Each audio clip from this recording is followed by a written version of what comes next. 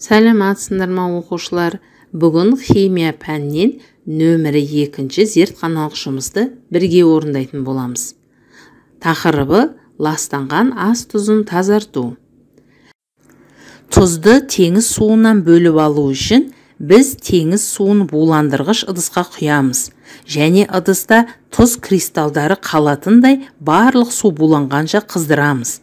Қоспаны бөлудің бұл әдісі буландыру деп аталады. Ол қоспа компоненттерінің әртүрлі температура әсерінен жүзеге асады. Су қайнайды, бірінші буланады, ал қайнау температурасы жоғары тұз ыдыста қалады.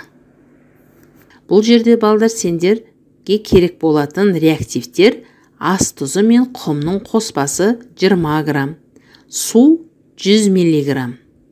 Енді жұмыстың барысына келетін болсақ, қоспаны суда ерітіп, ас тұзын құмнан бөлу, екінші ерітіндідегі қоспаны сүзу процесін жүргізу, сүзіндіні буландыру. Арғарай, бұл жерде ең бірінші біз тапсырманы орындамас бұрын ескертуге мән берейік.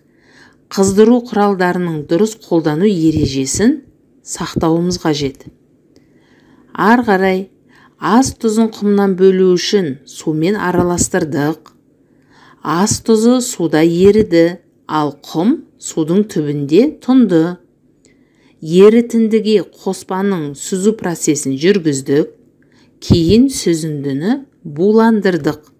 Демек, балдар, сендер дәптерлеріңе жұмысты осы шақта жазасыңдар. Қорытынды: суда еритін және ерімейтін әртекті қоспалардан заттарды бөлу үшін сүзу тәсілін қолданады. Құм сүзгі қағазда қалып, ал тұздың мөлдір ерітіндісі сүзіндіден өтіп кетеді. Мінекей балдар, бүгінгі тапсырманы бірге орындадық. Енді дәптерлеріңе жазып алсаңдар болады.